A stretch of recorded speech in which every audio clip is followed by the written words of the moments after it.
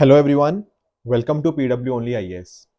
दोस्तों, आप सभी जानते हैं कि फरवरी की स्टार्टिंग में हमारा बजट प्रेजेंट किया जाता है एंड उससे जस्ट एक दिन पहले दैट इज 31 जनवरी यानी कि आज के दिन हर साल हमें इकोनॉमिक सर्वे देखने को मिलता है। हमारी प्रेपरेशन के लिए इकोनॉमिक सर्वे अपने आप में एक बहुत इंपॉर्टेंट डॉक्यूमेंट है, क्योंकि बहुत सारे कॉन्सेप्ट्स, बहुत सारे नए नए जो डेटाज हैं, ट्रेंड्स हैं, वो यहाँ से पूछे जाते हैं। पर 2024 ना कोई आम साल तो है नहीं। सर ऐसा क्यों? अरे 2024 में क्योंकि ये आम चुनाव है, यानी कि लोकसभा के इलेक्शंस हमें देखने को मिलेंगे। और जब ये लोकसभा के इलेक्शंस हैं, इस वजह से अगर हम बात करते हैं इकोनॉमिक सर्वे की, तो इकोनॉमिक सर्वे ना प्रेजेंट करके उसकी जगह के ऊपर एक इकोनॉमिक रिव्यू डॉक्यूमेंट यहाँ पे प्रेजेंट किया जाता है। दरअसल में ना आप जानते हैं कि अभी मार्च अप्रैल में के महीनों के अंदर जो लोकसभा के इलेक्शंस होंगे, उसके बाद नई सरकार बनेगी। वो नई सरकार फिर अपना फुल बजट लेकर आएगी। जब वो फुल बजट आएगा, उससे एक दिन पहले यहाँ पे फुल इकोनॉमिक सर्वे भी आएगा। तो अभी आज 31 जनवरी के दिन हमारे सामने क्या आया है? आज हमारे सामने आया है the Indian economy a review. इसको आप छोटा इकोनॉमिक सर्वे कह सकते हो अगर आप कहना चाहो। हालांकि हमारे जो चीफ इकोनॉमिक एडवाइजर है, उन्होंने बोला है कि ये इकोनॉमिक सर्वे नहीं है, it is just a document जो कि उसी डायरेक्शन में वर्क करता है। तो पहली बात तो आपको ये पता होनी चाहिए कि डिपार्टमेंट ऑफ इकोनॉमिक अफेयर्स, जो कि आपका फाइनेंस मिनिस्ट्री के अंतर्गत आता है, उसके द्वारा ये डॉक्यूमेंट प्रेजेंट किया जाता है। तो आज हम समझेंगे इस पर्टिकुलर डॉक्यूमेंट के बारे में, इकोनॉमिक सर्वे होता क्या है, इस बार का जो डॉक्यूमेंट आया है इकोनॉमिक रिव्यू, इसके अंदर क्या क्या बातें करी गई हैं, ये सारा डेटा, सारा ट्रेंड, सारे ग्राफ्स और क्या क्या उनका ओपिनियन है, ये सारे डिस्कशन आज हम करेंगे। दोस्तों, स्टार्टिंग के अंदर ही ना यहाँ पे जैसे मैं आपको बता भी रहा था, डिपार्टमेंट ऑफ इकोनॉमिक अफेयर्स ने ये क्लैरिफाई कर दिया है कि this is not the economic survey. जब आपका जनरल इलेक्शंस हो जाएंगे, उसके बाद आपका पूरा इकोनॉमिक सर्वे आएगा। तो इसके अंदर है क्या? दरअसल में इस पर्टिकुलर बुकलेट के अंदर जहां पर आपको 74 पेजेस देखने को मिलते हैं, ये दो चैप्टर्स के अंदर डिवाइडेड है।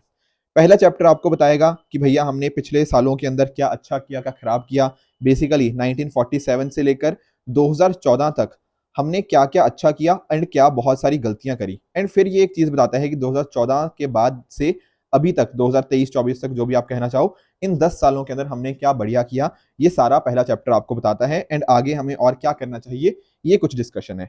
चैप्टर 2 के अंदर गवर्नमेंट की जो पॉलिसीज है, उनके प्रोग्रेस के रिगार्डिंग बहुत सारी डिस्कशन है, तो उन्हें भी हम देखेंगे।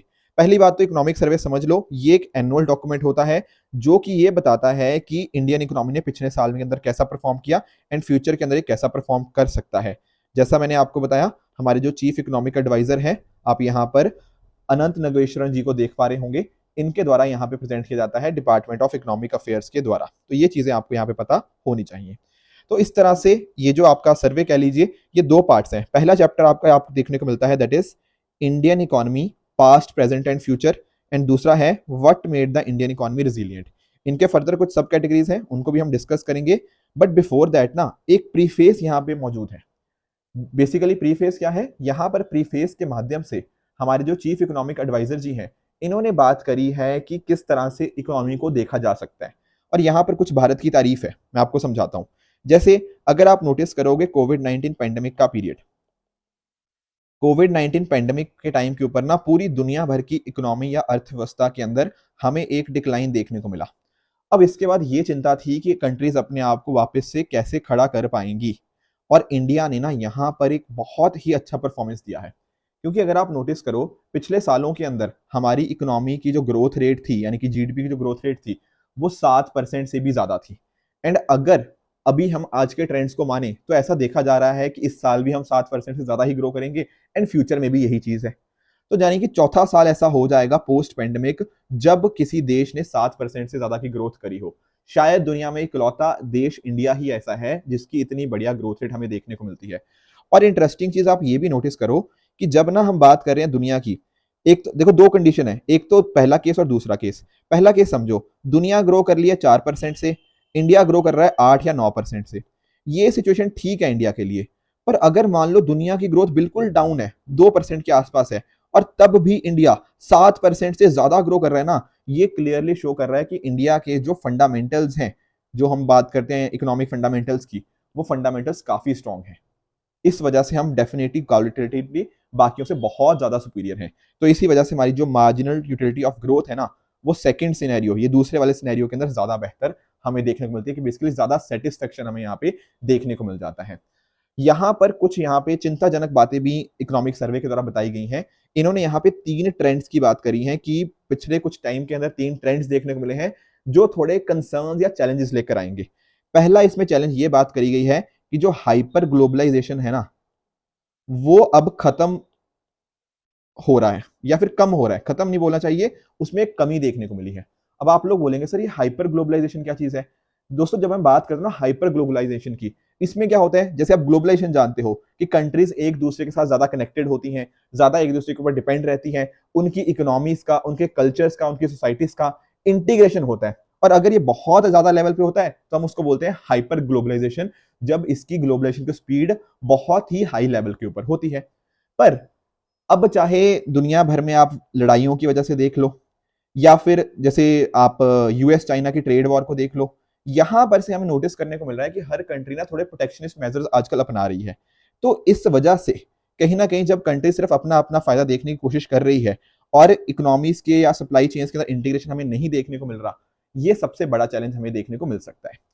दूसरा, यहां पर इकोनॉमिक सर्वे ने ये चैलेंज बताया है कि जैसे एक मैं आपको एग्जांपल देता हूं, अगर मैं बात करूं यहां पर इसी में एक अलग कंपोनेंट भी है, that is on shoring and friend shoring. इसका अर्थ क्या होता है? दोस्तों जब मैं बात करता हूं ना ऑन शोरिंग की, इसका मतलब ये होता है, एक वर्ड होता है ऑफ शोर, एक होता है ऑन शोर। अगर मान लो अमेरिका की एक कंपनी है, ठीक है, इसने ना अपने कुछ ऑपरेशंस थे वो इंडिया को ऑफ शोर कर दिए, यानी कि बोला कि यार चलो ठीक है, हम काम कुछ यहाँ पे भी करेंगे पर बाकी काम हम इंडिया वालों को आउटसोर्स कर देंगे, ठीक है ना।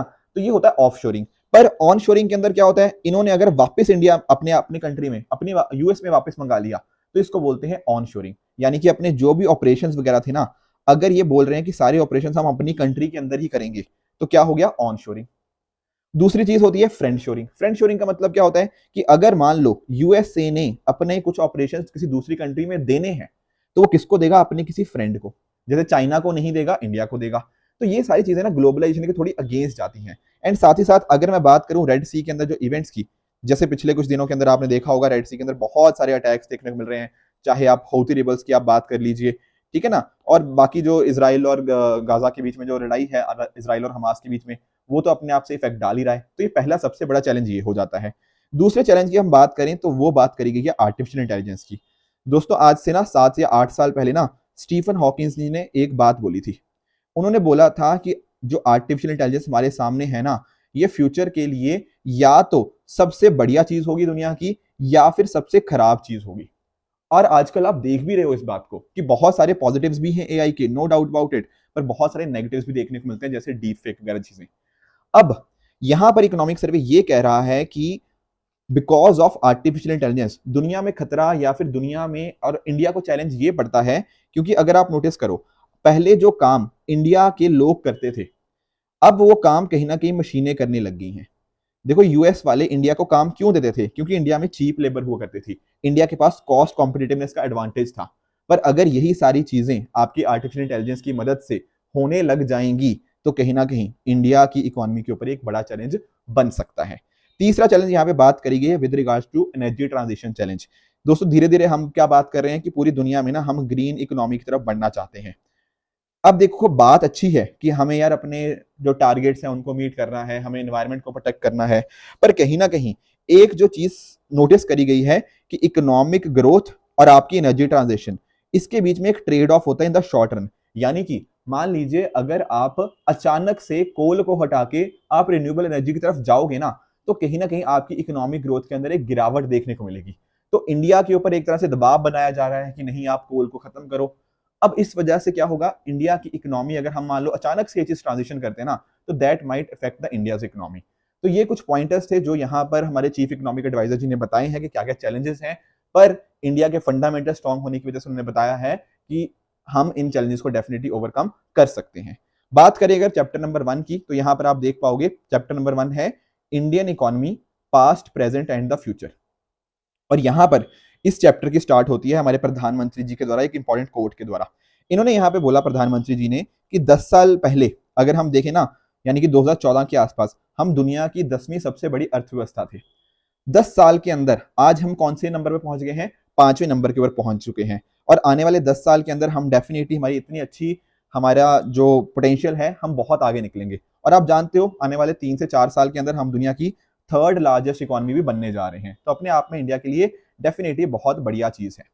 और इवन इनफैक्ट ये भी है कि आने वाले हम 3 साल के अंदर $5 ट्रिलियन इकोनॉमी को अचीव कर लेंगे। एंड ऐसा बताया जा रहा है कि 2030 तक ना हम शायद $7 ट्रिलियन इकोनॉमी भी यहाँ पर बन सकते हैं, राइट। अब इस चीज के अंदर ना एक्चुअल में इंडिया की रिजिलियंस का बहुत एक इंपॉर्टेंट रोल है। एक्चुअल में होता क्या है ना, रिजिलियंस का मतलब होता है, मान लो जैसे आप स्प्रिंग की बात करते हो, अगर एक स्प्रिंग को आपने मान लो बहुत ज्यादा दबा दिया, बहुत ज्यादा दबा दिया, कहीं ना कहीं वो वापस से अपनी शेप के ऊपर पहुंच जाता है। पर कुछ वस्तुएं ऐसी भी होती हैं जिनको मान लो आप बहुत ज्यादा दबाओगे तो दबाव के अंदर वो एक तरह से जकड़ जाएंगी। पर इंडिया की इकोनॉमी कैसी है, इंडिया की इकोनॉमी है रेजिलियंट। जब जब इंडिया की इकोनॉमी के ऊपर कुछ प्रेशर डाला गया है ना, जैसे कोविड-19 पैंडेमिक, जैसे ये जो वॉर्स वगैरह देखने को मिली है, ग्लोबल सप्लाई चेन का डिसरप्शंस, पर इंडिया की इकोनॉमी रिजिलियंट थी। इसी वजह से हमने उन चीजों को ओवरकम करते हुए हम अपनी डायरेक्शन में आगे बढ़ पाए हैं इमिड द जियोपॉलिटिकल कॉन्फ्लिक्ट्स के अंतर्गत होते हुए भी। अब देखो यहाँ पर ना एक काफी स्टोरी बताई गई है कि 1950 से लेकर 2014 की अगर हम बात करते हैं तो इसमें क्या क्या अच्छा हुआ, क्या क्या बुरा हुआ। एक्चुअल में थोड़ा ज्यादा बुरा यहाँ पे ज्यादा बताया गया है, क्योंकि एक्चुअली आप नोटिस करो कि इस टाइम के ऊपर कुछ चैलेंजेस यहाँ पे देखने को मिले। चाहे आप 1962 का इंडिया चाइना वार देख लो, 1965 का इंडिया पाकिस्तान वार देख लो, ये एक तो इशू था। Plus at the same time यहाँ पर प्राइवेट सेक्टर का काफी कम रोल था। हमने जो हमारा सेकेंड 5 ईयर प्लान था, जिसके अंतर्गत नेहरू मोनोलोबिस प्लान की अगर हम बात करते हैं, तो उसकी मदद से हमने रैपिड इंडस्ट्रियलाइजेशन करने की कोशिश करी, पर सिर्फ स्टेट कंट्रीब्यूशन होने की वजह से हम इसको बहुत अच्छे से अचीव नहीं कर पाए। बाद में जाके जो स्टेट ओन्ड एंटरप्राइजेस थी वो उस रेट से ग्रो नहीं कर पाई जो हम चाहते थे। तो 3.9%, 4% इस तरह की हमारी ग्रोथ रेट रही स्टार्टिंग के ईयर्स के अंदर। और ऊपर से टैक्सेशन के हाई रेट्स होने की वजह से और सरकार के एक्सेसिव कंट्रोल की वजह से भी कुछ इश्यूज हमें यहाँ पे देखने को मिलते हैं। पर 2014 आते आते ना हमने बहुत कुछ सीख लिया था। हमने अभी तक के लेसन सीख लिए थे। जैसे फॉर एग्जांपल 1991 के अराउंड जब हमें बैलेंस ऑफ पेमेंट क्राइसिस देखने को मिलता है, तो वहां से हम क्या करते हैं, अपनी इकोनॉमी को ओपन अप करने की कोशिश करते हैं। तो धीरे धीरे हमने क्या किया, जो 1950 से 1980 में इश्यूज आए थे हमने उनको रिजॉल्व करते हुए क्लोज्ड इकोनॉमी से हम ओपन इकोनॉमी की तरफ धीरे धीरे बढ़ने लग गए। साथ में अगर आप नोटिस करोगे तो यहां पर हमने कुछ स्टेप्स लिए, जैसे जो अनसस्टेनेबल इन्वेस्टमेंट्स थी जो पहले हुआ करती थी उनको हमने हटाया, क्वेश्चनेबल लोन्स हमने खत्म किए, नेचुरल रिसोर्सेज का एलोकेशन हमने ट्रांसपेरेंट मैनर में करने की कोशिश करी, फिस्कल डेफिसिट को कंट्रोल करने की कोशिश करी। तो इस तरह से ना कुछ नए पॉलिसी चेंजेस आए कि इंपोर्ट को थोड़ा इजी किया गया, एक्सपोर्ट के लिए इंसेंटिव दिए गए, एक्सचेंज रेट हमारा थोड़ा फ्लेक्सिबल रहा and accordingly expansionary fiscal policy के ऊपर हमने फोकस किया। तो जो भी इश्यूज थे ना पहले उनको टैकल करते हुए हमने यहाँ पे अपनी इकोनॉमी को ओपन अप करने की कोशिश करी। साथ ही साथ जो बहुत ज्यादा पब्लिक इन्वेस्टमेंट के ऊपर फोकस था, वहां से हम शिफ्ट हुए कहां पे, पब्लिक एंड प्राइवेट दोनों के को इन्वेस्टमेंट के ऊपर, यानी कि पब्लिक भी करे प्राइवेट भी करे, गवर्नमेंट भी है साथ साथ प्राइवेट सेक्टर भी है। तीसरा, जो टेक्नोलॉजी को बहुत इंपॉर्टेंट रोल माना गया। एक्चुअल में क्या होता था, पहले फॉरेन टेक्नोलॉजीज को अक्सर डिनाई कर दिया जाता था, रीजन बीइंग यार बाहर से टेक्नोलॉजी आ रही है, पता नहीं उसके कुछ सिक्योरिटी रीजंस हो सकते हैं, कुछ स्ट्रेटेजिक रीजंस की वजह से हमारी इकोनॉमी भी क्लोज थी, इस वजह से टेक्नोलॉजी के ऊपर थोड़ी निर्भरता कम थी हमारी। पर अब हम कहीं ना कहीं टेक्नोलॉजी ट्रांसफर के थ्रू हम इंश्योर कर पा रहे हैं कि इंडिया के पास भी एक अच्छी टेक्नोलॉजी मिल रही है। तो कहीं ना इन सभी मुद्दों को देखते हुए जो करंट गवर्नमेंट है, ठीक है ना, ऐसा लिखा हुआ है इसी इकोनॉमिक सर्वे के अंदर कि स्ट्रक्चरल कुछ कंस्ट्रेंट्स थे, जैसे for example ease of doing business के अंदर हम काफी खराब थे। जैसे फॉर एग्जांपल अगर हम बात करें आज से अगर 2014-15 के आसपास की बात करें तो हमारा रैंक काफी खराब था, जो वर्ल्ड बैंक का ease of doing business index आता है। इस वजह से क्या हो रहा था, डिसीजन मेकिंग के अंदर स्लो हो रहा था, प्रोजेक्ट्स कई सालों तक अटके रहते थे, प्रोजेक्ट डिले हो जाते थे, कहीं ना कहीं उससे कॉस्ट ओवर रन हो जाता था, ये कुछ इश्यूज थे। Plus at the same time जो सब्सिडीज थी वो प्रॉपरली टारगेटेड नहीं थी। आप जानते होंगे, देखो राजीव गांधी जी जो हमारे प्रधानमंत्री जी भी रह चुके हैं, उन्होंने एक बात बोली थी कि यार 1 रुपया अगर मैं देता हूं ना किसी को, मतलब ऊपर से सरकार दे रही है, तो नीचे तक सिर्फ 15 पैसे ही मिल पा रहे हैं। तो ये भी दिक्कत थी। बाकी मैन्युफैक्चरिंग बेस काफी छोटा था एंड साथ ही साथ हमारा जो मेजर जो सेक्टर था वो था इनफॉर्मल सेक्टर, और फॉर्मल सेक्टर में बहुत ही कम लोग जा पाते थे। साथ ही साथ एग्रीकल्चर की प्रोडक्टिविटी भी काफी कम थी, क्योंकि बीच में क्या थे, बहुत सारे बिचौलिए हमें देखने को मिलते थे एंड प्रॉपर हमारे पास प्रॉपर स्टोरेज और प्रोसेसिंग का इंफ्रास्ट्रक्चर भी नहीं था। तो ये कुछ चीजें थी जो स्ट्रक्चरल कंस्ट्रेंट्स हैं, पर हमने इनसे बहुत सारी चीजें सीखी और सरकार ने बहुत सारे स्टेप्स भी लेकर आई, बहुत सारे स्ट्रक्चरल रिफॉर्म्स किए गए। जैसे अगर मैं बात करूं, अगर आपके हेल्थ सेक्टर की अगर हम बात करते हैं, तो हेल्थ सेक्टर के अंदर आप जानते हो हमारी एक फ्लैगशिप स्कीम है प्रधानमंत्री जन आरोग्य योजना, आयुष्मान भारत आप जानते होंगे। जन आरोग्य योजना की मदद से और आयुष्मान भारत की मदद से हम कहीं ना कहीं क्या कर रहे हैं, हेल्थ इंश्योरेंस को हम यहाँ पे क्रिएट करने की कोशिश कर रहे हैं। लगभग 10 करोड़ फैमिली से भी ज्यादा को हमने यहाँ पे इस तरह हर साल 5 लाख रुपए तक का हम जो इंश्योरेंस प्रोवाइड करने की कोशिश कर रहे हैं। Plus at the same time हमारी जो प्राइमरी हेल्थ केयर फैसिलिटीज थी लगभग 1.6 लाख, उनको अपग्रेड किया गया इनटू आयुष्मान आरोग्य मंदिर। साथ में ही ऑनलाइन के लिए, टेलीमेडिसिन के लिए ई संजीवनी ओपीडीज हमें यहाँ पे देखने को मिलती है। जन औषधि केंद्र को हमने 10,000 से भी ज्यादा को स्टैब्लिश किया। बेसिकली आपकी जो जेनरिक मेडिसिन है ना, उनको यहाँ पे अवेलेबल करवाया जा पाए और आपके जो मेडिसिन इतनी महंगी महंगी आती हैं उनके लिए हम कॉस्ट कम कर पाए, ये यहाँ पे फोकस हुआ। बाकी जो ट्यूबरक्लोसिस था उसका इंसिडेंस कम किया गया 2015 से 22 तक बाय 16% डिक्लाइन। और जनरल सुरक्षा योजना के 1 करोड़ बेनिफिशियरीज हमें देखने को मिले 2022 के अंदर। हेल्थ के अंदर हुआ काम, उसी तरह से एजुकेशन के अंदर हुआ। नई एजुकेशन पॉलिसी आई, आप जानते हो 2020 के अंदर, जो कि एक बहुत इंपॉर्टेंट स्ट्रक्चरल रिफॉर्म था। इसके अलावा ना 2022 के अंदर एक नया curriculum, national curriculum framework for foundational stage, ये यहाँ पे लॉन्च किया गया, जिसके माध्यम से हमारी जो नई टेक्स्ट बुक्स थी वो आई हैं। साथ में अगर आप नोटिस करो, अब हम परख की तरफ मूव कर गए हैं। बेसिकली ना अगर मान लो स्टूडेंट को हमने असेस करना है तो बस एग्जाम्स के माध्यम से हम असेस नहीं करते कि कैसा उसने परफॉर्म किया, उसकी होलिस्टिक डेवलपमेंट हुई या नहीं हुई। सबसे मतलब हम हर तरह से उसको असेस करने की कोशिश करते हैं ताकि कहीं ना कहीं जो बच्चों के दिमाग के अंदर प्रेशर होता है एग्जाम का, उसको हम कम कर पाए। 14,500 पीएम श्री स्कूल्स को हमने यहाँ पे एज अ की तरह बिल्ड किया है। बेसिकली हमारे जो स्कूल्स थे ना, उनको यहाँ पर उनके अंदर कुछ बदलाव लाए गए हैं, उनको स्मार्ट स्कूल्स की तरह क्रिएट किया गया है। वहां पर ग्रीन एनर्जी को यहाँ पे हम क्रिएट कर रहे हैं। बच्चों के लिए बहुत बढ़िया बढ़िया प्लेग्राउंड्स यहाँ पे बनाए गए हैं, ठीक है ना। स्कूल्स फॉर राइजिंग इंडिया यहाँ पे आपको देखने को मिल जाएंगे। बाकी निपुण भारत की मदद से हमने क्या है, फाउंडेशन लिटरेसी एंड न्यूमरेसी के लिए काम किया है। और उसी तरह से मैसिव ओपन ऑनलाइन कोर्सेज जो मूक होते हैं उसके थ्रू डिजिटल लर्निंग को इनहेंस किया है। आप जानते होंगे कोविड-19 जब पेंडेमिक था तो बच्चे स्कूल नहीं जा पाते थे, पर स्वयं प्रभा, स्वयं, इन पोर्टल्स के माध्यम से, आपके मैसिव ऑनलाइन ओपन कोर्सेज के माध्यम से हमने कहीं ना कहीं बच्चों तक ये एजुकेशन पहुंचाने की कोशिश करी है। और वो भी विभिन्न विभिन्न लैंग्वेजेस के अंदर, 31 लैंग्वेजेस के अंदर कंटेंट आपको यहाँ पे देखने को मिल जाता है। बाकी पिछले 4 से 5 साल के अंदर आपका जो समग्र शिक्षा अभियान था उसके माध्यम से बहुत सारी चीजें हुई हैं, जैसे 1,20,000 स्कूल्स को इंफॉर्मेशन एंड कम्युनिकेशन टेक्नोलॉजी के साथ जोड़ दिया गया है, ठीक है। वोकेशनल एजुकेशन प्रोवाइड करी जा रही है बहुत सारे स्कूल्स के अंदर। बच्चियों के लिए अलग से गर्ल्स टॉयलेट यहाँ पे क्रिएट किए गए हैं, हॉस्टल्स ओपन किए गए हैं। तो ये सारे बेनिफिट्स हमें देखने को मिलते हैं। देखो एक्चुअल में ना, देखो इसका फायदा समझो इकोनॉमिक सर्वे का। आपको जैसे हेल्थ के ऊपर कोई क्वेश्चन आता है, आपका एजुकेशन के ऊपर कोई क्वेश्चन आता है, या और भी जो मैं अभी स्कीम्स बताऊंगा, तो यहाँ पर ना आप इन चीजों को कोड कर सकते हो कि भैया इकोनॉमिक सर्वे ने ये चीजें बताई है हमें। तो जब भी एजुकेशन का आएगा वहां पर ये स्कीम्स आप लिखना, डेफिनेटली आपके मार्क्स बढ़ेंगे, हेल्थ के लिए बढ़ेंगे। तो एक्चुअल में ना एक काम करना, मैं आपको पढ़ा तो रहा हूँ पर बहुत सारी चीजें आपको यहाँ पे अपने एग्जाम के अंदर, मेंस के अंदर लिखनी पड़ेंगी। तो मेक श्योर करना कि ये जो पीडीएफ है ना, आप इसको एक बार रिवाइज जरूर करो। तो हमारा जो चैनल है ना, telegram channel PW only IAS official, उसके ऊपर ना मैं क्या करूंगा, ये जो कंटेंट है, जैसे हाईलाइटेड, मैंने बहुत सारी चीजें हाईलाइट करी हुई हैं, तो आपको ऐसा ही हाईलाइटेड कंटेंट हमारा telegram channel PW only IAS official पे मिल जाएगा। प्लीज वहां पे जाकर इस पीडीएफ को डाउनलोड कर लेना और अपने एंड पे एक बार जरूर पढ़ लेना। तो एजुकेशन की तो सर ये बात होगी। एजुकेशन के अलावा जैसे फॉर एग्जांपल स्किल सेक्टर के अंदर, वहां पर भी प्रधानमंत्री कौशल विकास योजना 2015 में जो स्टार्ट करी थी, उसमें 1,40,00,000 कैंडिडेट्स को हमने यहाँ पे ट्रेन किया।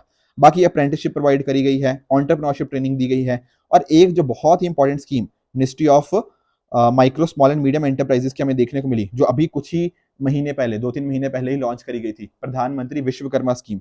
इस स्कीम के माध्यम से भी क्या किया जा रहा है, हमारे जो आर्टिसंस है और क्राफ्ट पीपल है, उनको यहाँ पे 3 लाख रुपए तक का लोन प्रोवाइड किया जा रहा है और उनको स्किल्स अपग्रेड किए जा रहे हैं। बेसिकली आपके जो लोहार होते हैं, आपके तरखान होते हैं, ठीक है ना, या फिर कोई ऐसे एसी रिपेयर करने वाले होते हैं, इन सबको हम यहाँ पे प्रॉपर यहाँ पे ट्रेनिंग देने की यहाँ पे बात है अंडर पीएम विश्वकर्मा स्कीम। साथ में बात करें एंटरप्रेन्योरशिप की फील्ड के अंदर, तो आपका जो ministry of commerce and industry है, उसके अंतर्गत जो आपका department for promotion for industry and internal trade है, उसके द्वारा अगर हम स्टार्टअप्स की बात करें जो उसके साथ रिकॉग्नाइज्ड है, तो वो नंबर अब 1,15,000 को भी क्रॉस कर चुका है। ठीक है, ये डेटा जो है ना 31 अक्टूबर का है, तो ये नंबर अब उससे भी ज्यादा बढ़ चुका है। तो एक्चुअल में अगर आप नोटिस करोगे ना, आज से अगर आप 10 साल पहले जाओगे 2014, तो इंडिया में 1,000 से भी कम स्टार्टअप थे as per recognition with DPIIT. आज वो 1,15,000 बन चुका है। तो अपने आप नोटिस कर पा रहे हो कैसे स्टार्टअप्स की एक वेव चली हुई है, ठीक है ना। अभी रिसेंटली कृत्रिम एआई जो था, उसको भी यहाँ पे यूनिकॉर्न का स्टेटस मिला है, थोड़े दिन पहले हमने प्रीलिम बूस्टर में डिस्कस भी किया था। बाकी मुद्रा योजना के अंतर्गत 44 करोड़ से भी ज़्यादा लोन बांटे गए वर्थ ₹26 लाख करोड़।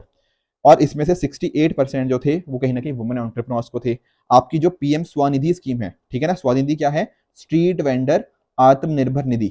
ठीक है, आपके जो स्ट्रीट वेंडर्स होते हैं उनको अपना काम वापस से खड़ा करने के लिए, क्योंकि जब कोविड-19 पैंडेमिक आया था तो उनके बिजनेस ठप हो गए थे। जो मान लो कि चाय बेचने वाला है, या फिर नाई की छोटी सी वो काम करता है, या फिर न्यूज़पेपर बांटने वाला है, तो कहीं ना कहीं अपना ये रोजगार को वापस से खड़ा करने के लिए पीएम स्वनिधि के अंतर्गत उनको 10,000 रुपए का तक का स्टार्टिंग में लोन दिया जाता था। ठीक है, तो स्ट्रीट वेंडर्स के लिए बहुत अच्छी स्कीम थी। ऊपर से आपका दीनदयाल अंत्योदय योजना, आपका जो नेशनल रूरल लाइवलीहुड मिशन है, उसके माध्यम से हमने काफी सारी चीजें करी हैं। महिलाओं को सेल्फ हेल्प ग्रुप्स के अंदर मोबिलाइज करने की कोशिश करी है, ताकि बहुत सारी, मान लो 10 महिलाएं हैं, वो साथ में मिलकर एक दूसरे का हेल्प कर पाए, स्किलिंग हो, फाइनेंस उनको अवेलेबल हो पाए, ये चीजें करी गई। बाकी स्टैंड अप इंडिया के अंदर भी आप देख पाओगे 2 लाख लोन से भी ज्यादा यहाँ पे सेक्शन किए गए हैं। बाकी बेसिक कम्युनिटीज की बात करें तो यहाँ पर आप देख पाओगे जैसे स्वच्छ भारत मिशन आपका ग्रामीण है, इसके माध्यम से देश भर में 11 करोड़ से भी ज्यादा टॉयलेट्स यहाँ पे क्रिएट किए गए।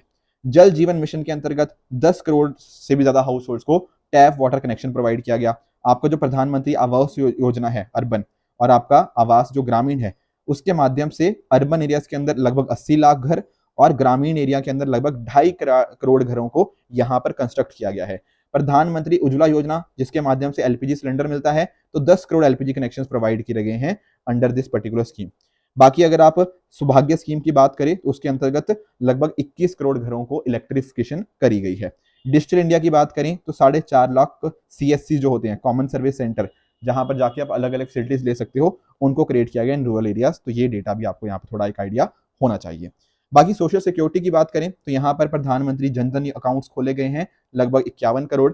एंड साथ में ही आपका प्रधानमंत्री जीवन ज्योति बीमा योजना हो गया, सुरक्षा बीमा योजना हो गया, अटल पेंशन योजना के अंतर्गत 6 करोड़ टोटल सब्सक्राइबर्स देखने को मिलते हैं, और अनऑर्गेनाइज्ड सेक्टर के लिए भी यहाँ पे अश्योर्ड पेंशन की व्यवस्था करी गई है।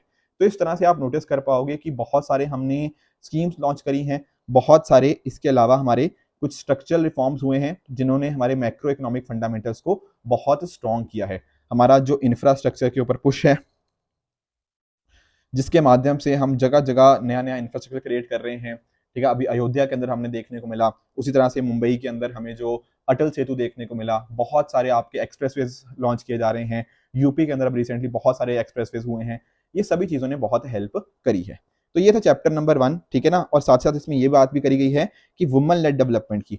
अभी देखो 5 दिन पहले ही 26 जनवरी हुई, इस 26 जनवरी का भी थीम क्या था? नारी शक्ति ही थीम था, जहां पर हमने बात करी थी वुमेन एम्पावरमेंट की, यहाँ पे बात करी थी। इवन जब हमारा G20 हो ना पिछले साल, जहां पर हमने फोकस किया था one earth one family one future के ऊपर, जो वसुदेव कुटुंबकम का हमारा थीम था, वहां पर एक प्रायोरिटी हमने ये भी हमेशा रखी, that is with regards to आपकी वुमेन लेड डेवलपमेंट की। और उसी के साथ साथ अगर आप जानते होंगे तो पिछले साल पार्लियामेंट का एक स्पेशल सेशन भी हुआ था, जहां पर हम क्या लेकर आए थे? Women reservation bill, that is नारी शक्ति वंदन अधिनियम। इसके अंतर्गत आपकी जो 1/3 महिलाओं के लिए पार्लियामेंट के अंदर, बेसिकली आपकी जो लोकसभा है, वहां पर हमने सीट्स का रिजर्वेशन का प्रावधान किया। बाकी साथ में अगर आप नोटिस करो, पिछले साल जो इकोनॉमिक्स के अंदर नोबेल प्राइज मिला, वो मिला था क्लॉडिया गोल्डन जी को, जिन्होंने बात करी थी कि लेबर मार्केट के अंदर कैसे कैसे डिफरेंसेस आए थे ओवर द टाइम। जैसे फॉर एग्जांपल उन्होंने बात करी थी कि अब एग्रीकल्चर का टाइम था ना, तब महिलाओं का कॉन्ट्रीब्यूशन इकोनॉमी के अंदर ज्यादा था। इंडस्ट्रीज के टाइम के ऊपर महिलाओं का कॉन्ट्रीब्यूशन थोड़ा कम हुआ, फिर कहीं ना कहीं सर्विसेज के आने के टाइम के ऊपर महिलाओं का कॉन्ट्रीब्यूशन वापस से बढ़ा है। तो इसका जो ग्राफ था वो यहाँ पे क्लॉडिया गोल्डन जी ने बताया। बाकी कॉन्ट्रासेप्टिव्स के माध्यम से एंड साथ ही साथ मैरिजेस के का क्या इम्पैक्ट आता है आपकी वुमेन की पार्टिसिपेशन इन इकोनॉमी के अंदर, वो भी यहाँ पर क्लॉडिया गोल्डन जी ने जो काम किया था उसके लिए उनको नोबेल प्राइज मिला था। बाकी अगर आप नोटिस करोगे ना, तो यहाँ पर इकोनॉमिक सर्वे ये भी बताता है कि जो हम 73rd और 74th अमेंडमेंट लेकर आए थे, कॉन्स्टिट्यूशनल अमेंडमेंट, उसकी मदद से भी महिलाओं का सशक्तिकरण हुआ है और पॉलिटिकल एम्पावरमेंट उनको यहाँ पे मिला है। जैसे फॉर एग्जाम्पल आज के समय अगर आप बात करोगे ना, तो पंचायत के जो 46% इलेक्टिव रिप्रेजेंटेटिव्स हैं वो महिलाएं होती हैं। और अगर जहां पे महिलाएं सरपंच हैं, ऐसा देखा गया है कि वहां पर उन्होंने पब्लिक गुड्स के अंदर ज्यादा इन्वेस्टमेंट किया है। जैसे फॉर एग्जांपल पीने का पानी, पब्लिक रोड्स, आपका बेटर चाइल्ड हेल्थ और आपका प्राइमरी एजुकेशन, वहां पे आउटकम्स भी इनके बेहतर हुए हैं। तो क्लियरली ये बात शो करता है कि वुमेन अगर कहीं ना कहीं पॉलिटिकल एम्पावरमेंट उनकी होती है, तो हमारे जो सोशल इंडिकेटर्स हैं उसके अंदर भी हमें एक इंप्रूवमेंट देखने को मिलती है। तो चलते हैं चैप्टर नंबर 2 की तरफ, जहां पे बात करी है कि what made the Indian economy resilient. Resilient का मैंने मतलब आपको बता ही दिया कि अगर मान लो आपके ऊपर प्रेशर डाला जाता है, तो क्या प्रेशर के बाद जितना आपको प्रेशर डलेगा, क्या आप वापस से उसी तरह से खड़े हो पा रहे हो या नहीं खड़े हो पा रहे हो, इसको बोलते हैं रेजिलियंस। और इंडिया ने तो क्लियरली ये बात दिखाई है, तो इंडिया डेफिनेटली रेजिलियंट है। हमारी 7% की इकोनॉमिक ग्रोथ क्लियरली इस बात को शो करती है। यहां पर अगर आप नोटिस कर पाओगे, ठीक है ना, तो रेजिलियंस यहाँ पे सिर्फ हमारी इकोनॉमिक ग्रोथ के अंदर नहीं है। अगर आप नोटिस करोगे ना, बेरोजगारी दर की यहां पर कमी आई है। देखो मुझे पता है बहुत सारे लोग शायद इससे डिसएग्री करेंगे कि बेरोजगारी दर तो सर बढ़ रही है, बहुत सारे लोग बेरोजगार हो रहे हैं, पर नहीं। एज पर इकोनॉमिक सर्वे जो उन्होंने डेटा दिया है, उसके हिसाब से बेरोजगारी जो है ना, वो कहीं ना कहीं कम हुई है। इकोनॉमिक एक्टिविटी हमारी बढ़ रही है। जो आपका ई वे बिल्स है, आपका जीएसटी हो गया, इसके माध्यम से भी कहीं ना कहीं ईज ऑफ डूइंग बिजनेस हुआ है। बाकी आपका जो ट्रैफिक वगैरह है उसका मूवमेंट होना, ये क्लियरली शो करता है कहीं ना कहीं आपकी इकोनॉमी वापस से बढ़ रही है। एक ना बड़ा ही इंटरेस्टिंग चीज होती है कि अगर आपके घरों की डिमांड है ना, हाउसिंग सेक्टर की अगर डिमांड हाई है, ये क्लियरली शो करता है कि इकोनॉमी अच्छी है। और एक्चुअल में पिछले कुछ टाइम के अंदर हाउसिंग सेक्टर की डिमांड भी हमें इंक्रीज होती हुई देखने को मिली है। और साथ में आप नोटिस करो, अगर हाउसिंग सेक्टर अच्छा चल रहा है या फिर कंस्ट्रक्शन सेक्टर अच्छा चल रहा है, तो कहीं ना कहीं आप नोटिस करो कि हाउसिंग सेक्टर की वजह से बहुत सारे और चीजें, जैसे फॉर एग्जांपल स्टील हो गया, सीमेंट प्रोडक्शन हो गया, ये भी तो कहीं ना कहीं अच्छा चल रहा होगा। क्योंकि जब आप एक सड़क बनाते हो या एक घर बनाते हो ना, तो बहुत सारी एंसिलरी इंडस्ट्रीज उसके ऊपर डिपेंडेंट होती हैं। तो अगर हाउसिंग सेक्टर का अच्छा परफॉर्म करना क्लियरली शोज कि हमारी इकोनॉमी में चीजें तेजी से मूव कर रही हैं। जैसे फॉर एग्जांपल एक बात करते हैं हमारी फीमेल लेबर फोर्स पार्टिसिपेशन की। देखो लेबर फोर्स पार्टिसिपेशन रेट का आप अर्थ जानते होंगे। बेसिकली ना, जैसे मान लो एक महिला है, अब ये महिला या तो काम कर रही है या फिर काम ढूंढ रही है, मतलब काम मिला नहीं है पर एक काम ढूंढ रही है। इसको बोलते हैं कि एक्चुअल में फीमेल लेबर फोर्स में कितना पार्टिसिपेट कर रही है। देखो कुछ महिलाएं ऐसी होंगी जो काम कर ही नहीं रही, ना ही वो काम ढूंढ रही हैं। मतलब बेसिकली उनको घर पे बिठा दिया गया कि भैया आप घर पे बैठो, घर संभालो, आप काम वाम में मत देखो, ना आपको काम करने की जरूरत है ना काम ढूंढने की जरूरत है। अगर ये नंबर कम होता है ना, ये दिखाता है कि महिलाओं का ना इकोनॉमी के अंदर पार्टिसिपेशन काफी कम है। पर इंडिया के अंदर अगर हम नोटिस करेंगे ना, 2017-18 के ऑनवर्ड्स, आप नोटिस करोगे ये नंबर हमारा बढ़ता हुआ देखने को मिलेगा। और आज के समय ये नंबर 37% पहुंच चुका है, विच is a very good thing. मतलब इंप्रूवमेंट हुई है, हमने जहां पहुंचना था वहां तक तो नहीं पहुंचे हैं, बट इंप्रूवमेंट डेफिनेटली एक चीज बताती है कि अब महिलाएं आगे आ रही हैं, या तो काम कर रही हैं या फिर काम ढूंढने की वो कोशिश कर रही हैं। बेसिकली वुमेन आर इधर एम्प्लॉयड और they are actively seeking employment. ठीक है, तो वो नंबर कितना आ चुका है, 37%। अगर हम ओवरऑल बात करें ना, तो आप सबके नंबर देखो, जैसे मेल का बात करो, तो मेल की labour force participation rate rural areas के अंदर इंप्रूव हुई है पिछले 5 साल के अंदर। सिमिलरली अर्बन एरियाज के अंदर सेम रही है। ओवरऑल अगर हम बात करें तो ओवरऑल भी इंप्रूवमेंट है। वर्कर पॉपुलेशन रेशियो इंप्रूव हुई है, that is also very good thing. ठीक है, चाहे अर्बन के अंदर देखो चाहे रूरल के अंदर देखो। अनएम्प्लॉयमेंट रेट, ये देखो यूआर क्या होता है, अनएम्प्लॉयमेंट रेट यानी कि बेरोजगारी दर। ये बेरोजगारी दर आप नोटिस करो, ये घटी है। ठीक है ना, ये कम हुई है, ये मैं नहीं कह रहा, ये आपका पीरियोडिक लेबर फोर्स सर्वे जो कह रहा है वो कह रहा है। ठीक है ना। सेम अगर हम बात करें महिलाओं की बात करें, तो महिलाओं के केस में जैसे मैं आपको बता रहा था, ये देखो आपकी लेबर फोर्स पार्टिसिपेशन रेट 23% से 37% इंक्रीज हो गई है। और यहां पर भी जो बेरोजगारी दर है वो 5.6% से 2.9% आ चुकी है। तो ये कुछ पॉइंटर्स थे जो आपको यहाँ पे पता होने चाहिए। सारे नंबर्स आपके सामने यहाँ पे अवेलेबल हैं। इसके साथ ही ना, इकोनॉमिक सर्वे ने एक और बात करी है कि अगर हमें ये चीज चेक करनी है कि किसी जगह के ऊपर कितनी किसी इकोनॉमी की कितनी ज्यादा वल्नरेबिलिटी है, तो वो हम चेक कर सकते हैं अलग अलग मेथड्स के थ्रू। बेसिकली जैसे फॉर एग्जांपल उस इकोनॉमी का फिस्कल डेफिसिट कितना है, बेसिकली कितना वो खुद जनरेट कर पा रहा है रेवेन्यू, एंड कितना उसको कहीं ना कहीं कर्ज लेना पड़ रहा है, उसका करंट अकाउंट डेफिसिट कितना है, इन्फ्लेशन के नंबर्स कितने हैं। इस हिसाब से ना हम चेक कर पाएंगे कि उस इकोनॉमी की वल्नरेबिलिटी कैसी है। इसी वल्नरेबिलिटी को मेजर करने के लिए ना इकोनॉमिक सर्वे ने ये मैक्रो वल्नरेबिलिटी इंडेक्स जारी किया है। अब यहाँ पर अगर आप नोटिस करोगे ना, तो ऐसा देखने को मिलता है कि अचानक से 2013-14 के आसपास जब हमारा इन्फ्लेशन बहुत ज्यादा था, डबल डिजिट्स में आ चुका था, उस टाइम के ऊपर काफी ज्यादा वल्नरेबिलिटी थी। पर धीरे धीरे क्या हुआ, यहाँ पर मैक्रो वल्नरेबिलिटी के बाद धीरे धीरे हम एक स्टेबिलिटी की तरफ वापस आए हैं।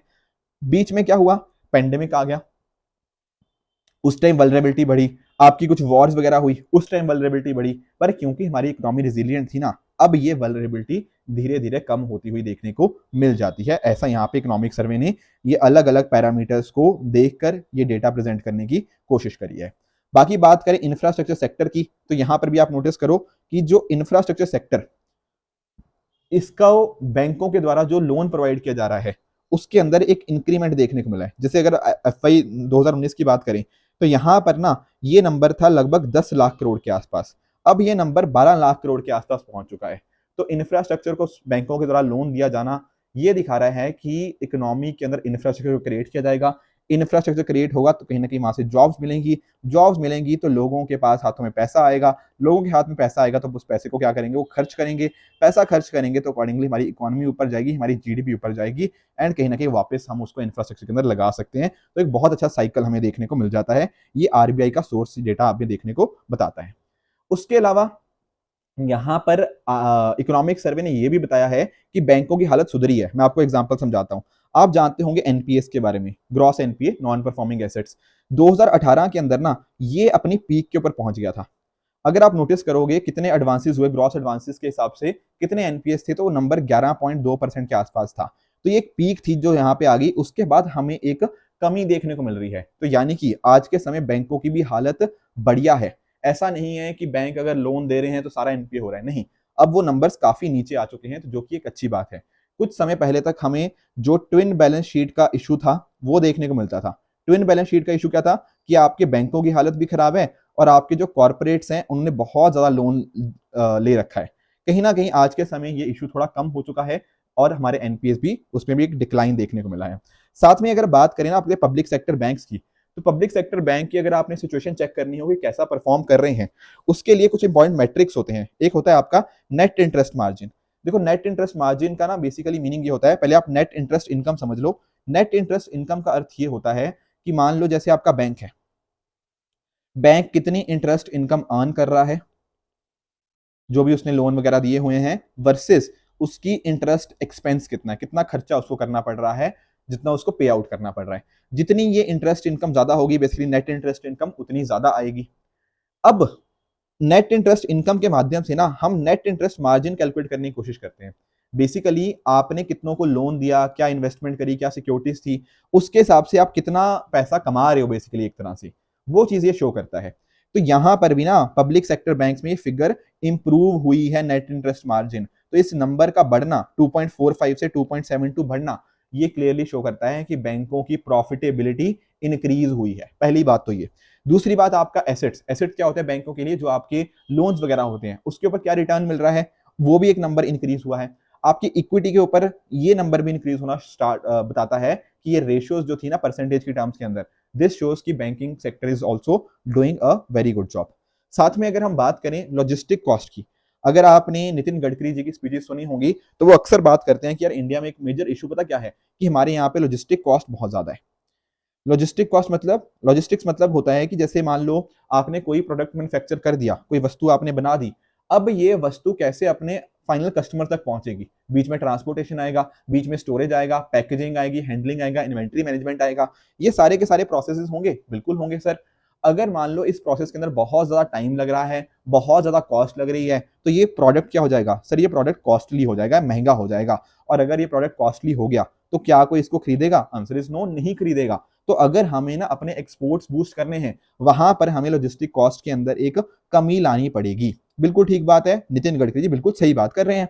अब पिछले कुछ समय के अंदर हमने GST इंप्लीमेंट किया, हमारी जो नई नेशनल लॉजिस्टिक पॉलिसी है वो आई है, plus at the same time हमारा इंफ्रास्ट्रक्चर के ऊपर बूस्ट रहा है, बहुत अच्छे अच्छे एक्सप्रेसवेज बने हैं। इनकी वजह से पता क्या हुआ है, पहली बात तो ये कि जो ट्रक्स, आपके जो ट्रक हैं वो एक दिन में कितना डिस्टेंस ट्रेवल करते हैं वो बढ़ गया है। पहले ऑन एन एवरेज एक जो ट्रक था ना वो 250 किलोमीटर के करीब करीब एक दिन में मूव करता था, अब ये जो ट्रक है लगभग 350 किलोमीटर ट्रेवल करता है। पहली बात तो ये फायदा हुआ। दूसरी बात, जो लॉजिस्टिक कॉस्ट पहले कहीं ना कहीं क्या होती थी, पहले जो लगभग 14% होती थी GDP का, अब वो नंबर कम होकर लगभग 11% आ चुका है। तो यानी कि अब प्रोडक्ट्स क्या होंगे हमारे सर, कॉम्पिटिटिव होंगे, प्रोडक्ट्स कॉम्पिटिटिव होंगे तो एक्सपोर्ट्स के अंदर एक बूस्ट आएगा, ये एक अच्छी बात है। बाकी जैसा मैं आपको बता रहा था कि यार हाउसिंग सेक्टर अगर आप देख लोगे ना, आपको काफी हद तक इकोनॉमी का पता लग जाएगा। तो एक ना हाउसिंग सेक्टर के अंदर आप देखोगे कि जो सेल्स हैं वो बढ़ रही हैं, नए लॉन्चेस हमारे यहाँ पे बढ़ते हुए देखने को मिले हैं, तो ये शो करता है कि हाउसिंग के अंदर सेल्स अच्छी खासी हो रही है। और एक ना हाउसिंग सेक्टर को मैनेज करने के लिए, मेजर करने के लिए एक टर्म होती है इन्वेंट्री ओवरहैंग। ये क्या होता है, देखो इन्वेंट्री आप जानते होंगे, व्हाट इज इन्वेंट्री। इन्वेंट्री कोई ऐसी चीज होती है जो हमने बनाई पर वो बिकी नहीं, मतलब अभी पड़ी हुई है साइड में, है कि नहीं? मतलब जब हमने मान लो बहुत सारे प्रोडक्ट्स बना लिए, कुछ हमने अलग से गोडाउन में कुछ सामान रखा हो, तो अगर हम यही सेम चीज हाउसिंग सेक्टर की बात करें, इसका मतलब पता क्या होता है कि भैया घर तो है मार्केट के अंदर, पर घर को कोई खरीदने वाला ही नहीं है, तभी तो अलग से सप्लाई पड़ी हुई है। बेसिकली हाउसिंग की सप्लाई बहुत ज्यादा है, पर कहीं ना कहीं डिमांड बहुत ज्यादा कम है। डिमांड कम क्यों होगी? लोगों के हाथ में तो पैसा नहीं होगा या लोग खरीदना नहीं चाहते, तो बहुत ज्यादा इन्वेंटरी हो जाती है। तो आप नोटिस करो, अगर हम 21-22 की बात करेंगे ना, तो यहाँ पर 47-48 महीने की यहाँ पे इन्वेंट्री थी। बेसिकली अगर एक घर बन रहा है ना, उसको बिकने में 3-4 साल 4 साल लग रहे थे। अब ये नंबर धीरे धीरे कम होके 34 महीने के आसपास आ चुका है। ठीक है, ये रहा 34 महीने। तो ये क्या दिखा रहा है कि वापस से सर डिमांड बढ़ रही है हाउसिंग सेक्टर की, which is a positive sign for our economy. बाकी इसके अलावा अगर मैं बात करूं बैंक क्रेडिट की हाउसिंग के लिए, तो हाउसिंग सेक्टर के लिए भी यहाँ पे बैंकों के द्वारा क्रेडिट बढ़ा है। एंड साथ ही साथ अगर हम बात करें तो कैपिटल एक्सपेंडिचर आप जानते होंगे कहीं ना कहीं वो खर्चा होता है जो सरकार करती है, जिसके माध्यम से क्या होता है, लॉन्ग टर्म एसेट क्रिएशन यहाँ पे किया जाता है। जैसे मान लो आपके क्या कर दिए, आपके ब्रिजेस बन गए, आपके जैसे अटल सेतु बन गया, आपके जैसे सड़कें बनी, आपके रेलवेज बने, ये सारी चीजें लंबे समय के लिए हम एसेट क्रिएट कर रहे हैं ना, वो अगर हमारा बढ़ रहा है, इससे क्या होगा, इससे लोगों को रोजगार मिलेंगे, लंबे समय तक हमारा एसेट क्रिएशन होगा, कहीं ना कहीं वहां से हमें डिविडेंड्स मिलेंगे, ये यहाँ पे फायदे देखने को मिलते हैं। तो अगर हमारा कैपेक्स बढ़ रहा है, कैपिटल एक्सपेंडिचर जो कि इंक्रीज हुआ है पिछले समय के अंदर बाय पब्लिक सेक्टर, आपके सेंटर हो गया या फिर पब्लिक सेक्टर जो एंटरप्राइजेस हैं उनके द्वारा जो इंक्रीज हुआ है, अगर वो ग्रांट्स वगैरह दी जा रही हैं इस सेक्टर के अंदर, तो ये शो कर रहा है कि हमारा शॉर्ट टर्म तो छोड़ो, हमारा जो लॉन्ग टर्म विजन है ना, वो बिल्कुल सही डायरेक्शन के अंदर है। We are on the right track, ऐसा यहाँ पे इकोनॉमिक सर्वे ने बोल दिया है। बहुत बढ़िया सर, अच्छी बात है, बोली है। उसके अलावा अगर हम बात करें कि फूड को छोड़ के जो बैंक क्रेडिट है उसके अंदर एक ग्रोथ देखने को मिली है, समझना इस बात को। देखो एक्चुअल में हुआ क्या ना, यहाँ पे इकोनॉमिक सर्वे ने बड़ी इंटरेस्टिंग एक चीज बताई है कि अगर हम 2009 से 2012 की अगर हम बात करते हैं, तो उस टाइम ना एक्चुअल में हमने बहुत ज्यादा पैसा लोन पे दे दिया, बैंकों ने बहुत खूब पैसा दिया। पर यह देखो जब 2012 के आसपास हमें पता लगने लगा यार हालत हमारी खराब है, बैलेंस शीट की हालत खराब है, चाहे कॉर्पोरेट्स की बात करो, बैंकिंग सेक्टर की बात करो। अब जब बैंकों को पता लगने लगा यार इतने सारे हमारे तो एनपीएस हो रहे हैं, तो कहीं ना कहीं बैंकों की हालत खराब। अब बैंक ना जब भी किसी नए बंदे को लोन देंगे तो बहुत सोच समझ कर लोन देंगे, बल्कि किसी को लोन ही नहीं देंगे और बोलेंगे यार लोन देते हैं, बेचारा एनपीए हो जाता है। तो वो बहुत ही ना लैंडिंग करते टाइम, लोन देते टाइम बहुत ही कॉशियस रहने लग गए। इस वजह से क्या हुआ, 2013-14 से लेकर 2019-20 तक इसमें कमी देखने को मिली। पर जैसे जैसे इकोनॉमी अब वापस से रिवाइव कर रही है, अब वापस हमारी ग्रोथ बढ़ रही है इस चीज के अंदर। आप नोटिस कर पा रहे हो 2.2% पे था कि कितनी ग्रोथ हुई है नॉन फूड बैंक क्रेडिट के अंदर, अब यहाँ पे ये नंबर 13.1% हमें मिल गया है, तो this is a very good thing. Similarly investment rate की बात करो तो वहां पर भी इन्होंने यही बात करी है कि पहले बहुत ज्यादा क्रेडिट बूम था, फिर बाद में बैलेंस शीट रिपेयर हुआ तब कम हुआ, अब वापस से ग्रोथ एंड इन्वेस्टमेंट की भी रिकवरी देखने को मिल रही है। तो ये कुछ ग्राफ्स थे जो यहाँ पे इकोनॉमिक सर्वे के अंदर मेंशन थे, आई होप ये समझ आए होंगे। उसके अलावा per capita real gross national income, this is also increasing, तो that is also a very good sign. पर ध्यान रखना यहाँ पर ना, कोई कल को आपसे पूछे कि सर ये कंसिस्टेंटली इंक्रीज हो रही है, तो अब आपका आंसर होगा कि नहीं।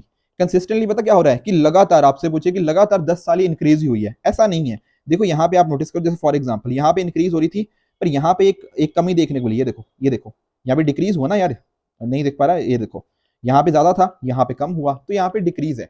तो कंसिस्टेंटली इंक्रीज नहीं हुई है, ठीक है। बीच में जो ट्रेंड्स जब ऊपर नीचे होते हैं तब उसको बोलते हैं कि दिस इज नॉट कंसिस्टेंट। हाँ इंक्रीज हो रही है, अगर आप देखोगे 2012 को कंपेयर करोगे 2023-24 के साथ, तो डेफिनेटली हमने इंक्रीज हुआ है, पर ऐसा नहीं कि हर साल ही इंक्रीज होता रहा है। बीच में कहीं ना कहीं कुछ साल ऐसे भी थे जब ये चीजें हमारी ऊपर नीचे देखने को मिलती रही हैं।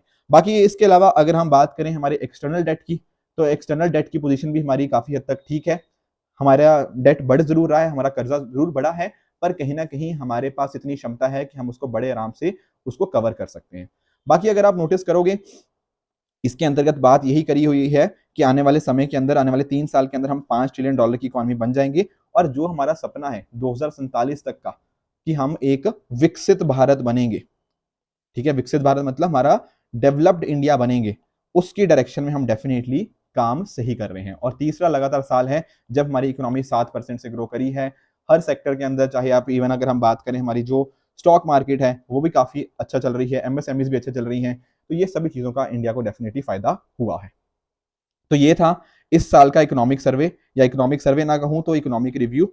इकोनॉमिक सर्वे तो आएगा बजट आपके इलेक्शंस के बाद, उस टाइम नया आपका कंप्लीट बजट भी आएगा, तो तब हम भी उसको और भी डिटेल में डिस्कस करेंगे। बट अभी प्रीलिम्स से पहले आपका यही इकोनॉमिक रिव्यू ही होगा, तो डेफिनेटली आप इसको पढ़ के जाइएगा। कुछ डेटा वगैरह है इसके अंदर, उनको आप गो थ्रू कर सकते हो।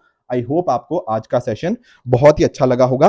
टेलीग्राम के ऊपर मैं फिर बता दूं, आप PW ओनली IAS ऑफिशियल पर जाकर इसकी PDF डाउनलोड कर सकते हो एंड इसको रिवाइज जरूर करके ही जाना। ठीक है दोस्तों, तो इसी तरह से आप भी अपने एंड पे हार्डवर्क करते रहिए। Thank you so much for the discussion.